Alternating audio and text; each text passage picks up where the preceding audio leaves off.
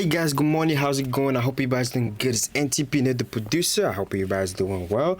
Okay, guys, today I'm going to break down the 3 things you should do before start mixing. So when you see a mix, when you see all the stems and everything like that, you see all the samples. What the 3 things you should do before you can start mixing everything together. Alright, first, and what I would do is kind of hear the track first and hear and identify the problem in the tracks. So this is a track, this random beat I was making, just kind of messing around with arcade and stuff like that. And what I'm saying, I'm going to quickly play this beat and then just kind of go into the example. So now the first thing I'm going to do is make sure that I hear the track first and then identify how can I mix everything together. So let's quickly play it.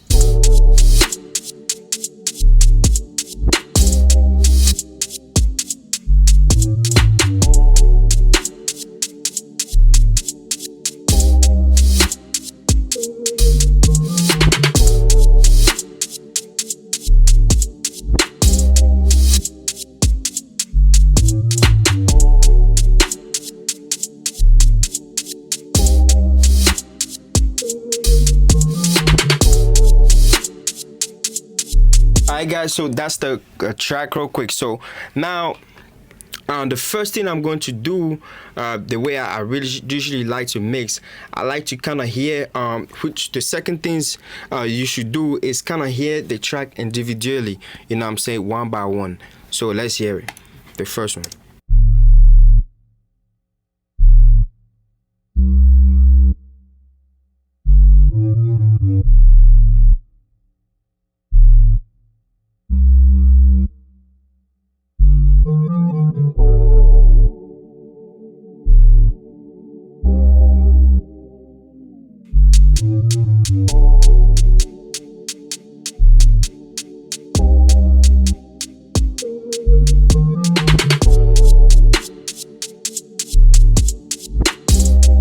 Alright guys, so now what you just did, it allowed you to kind of see where everything should fit in. You know what I'm saying? That's why when you listen, next step, you do it real quick. This is not something like you spend too much time on it. You gotta do it real quick. So the third thing is you should make sure that all the track is named. So what I'm saying, when I was doing this track, I know that should have been like one of the first thing, but I'm gonna put it the third thing because let's say you just got the stems and about to mix a session, it just came to you like that. What I'm saying, sometimes people might not make it and name it. I usually do that all the sometimes because I usually kind of self-miss and I don't name my track because I kind of know which one and which one. But let's quickly go ahead and name all this track.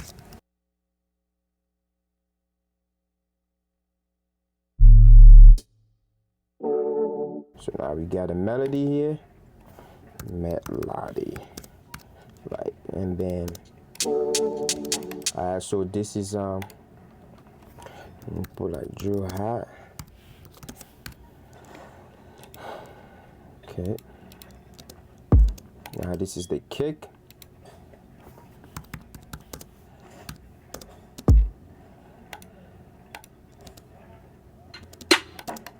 and snare,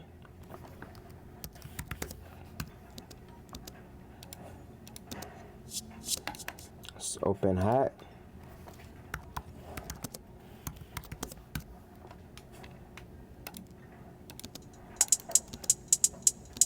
this is a triple hat.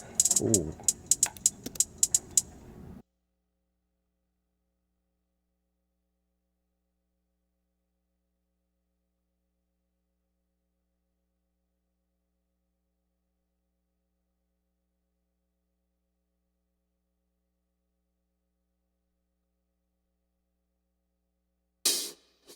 Another open hats, but this is more like heavy. Alright guys, so now that everything is named, I usually do the color style, but sometimes I want to move quickly, so I really don't have time for that. So now what I did, the fourth thing that you should do is you should make sure that you pan everything, what I'm saying, like the bass, the melody, everything like that. Not everything, but should know what you should pan. Like for instance, like I pan the kick a little bit to to the left, I pan the snare to the right, I pan the hi to the, you know what I'm saying, just to kind of give a little balance, you know what I'm saying, which is the fourth thing you should definitely do. And while mixing, you should definitely make sure that, oh, I'm gonna have to span it, because once the vocal go inside, you want to make sure that the 808 is slapping, if that's what you want, it slap, the snare is slapping, and the hi-hat is slapping. So let's kind of hear it without the pan. You just kind of see what it is, and I'm gonna kind of pan it back again. All right, guys, so let's check it out real quick.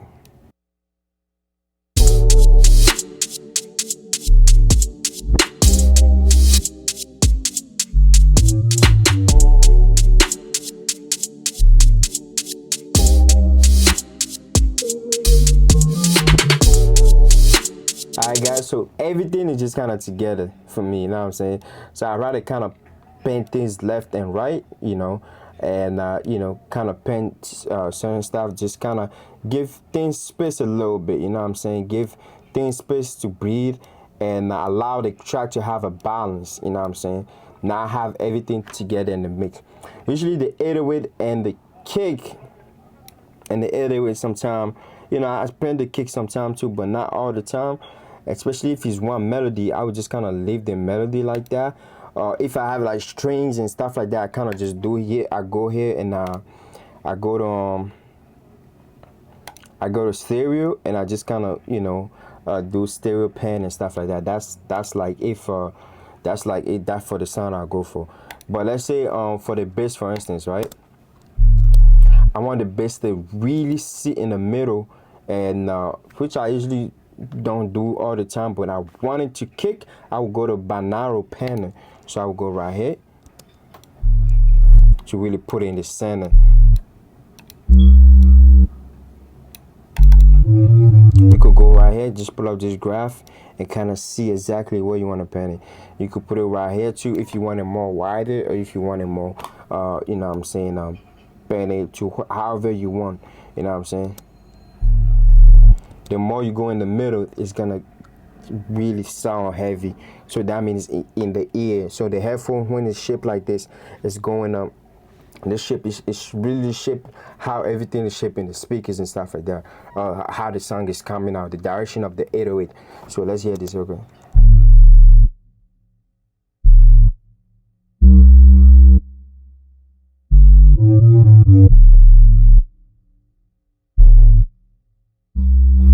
Alright guys, so that's optional. I usually just kind of like to leave things how it is, but if you want the things to really punch in, you want that heavy punch, then you know what I'm saying, you should definitely go for that. But I like to have my stuff balanced, alright, because when I'm mastering, I don't want the 808, you know what I'm saying, clash with certain things.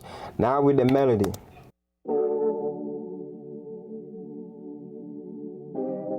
what I'm using Arcade, you know what I'm saying. If you go to Arcade, this will give you all the drill sound you want. So you go to line right here, you go to hard mode, it's gonna give you all the sound you want, easy.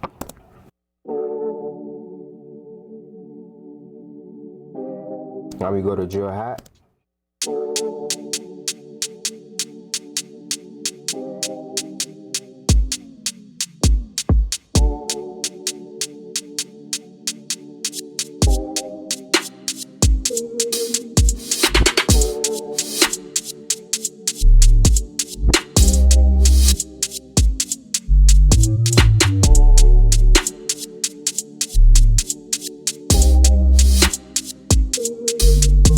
Before mastering, you know what I'm saying, sometimes I master the beat before I send it in, but you know, I do it sometimes I don't master it, because sometimes I just want to do everything in the mastering template.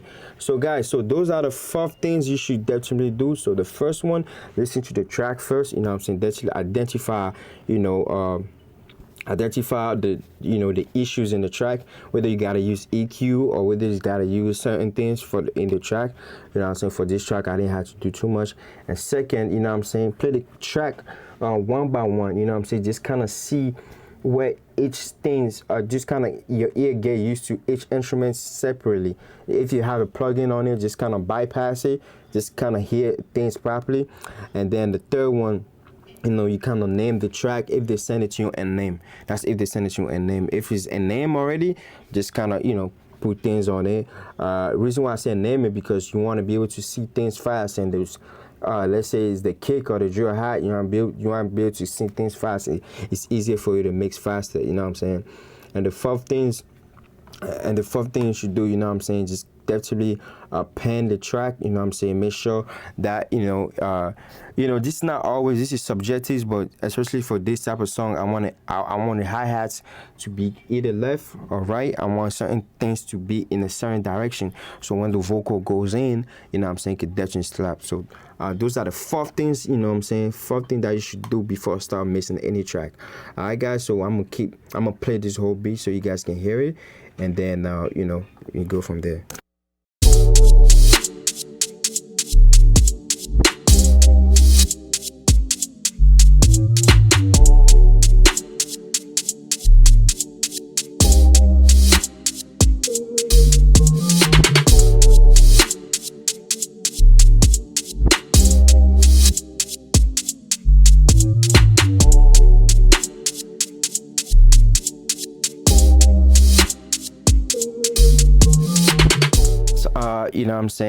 Definitely check me on Spotify, Apple Music, and I will be making more videos.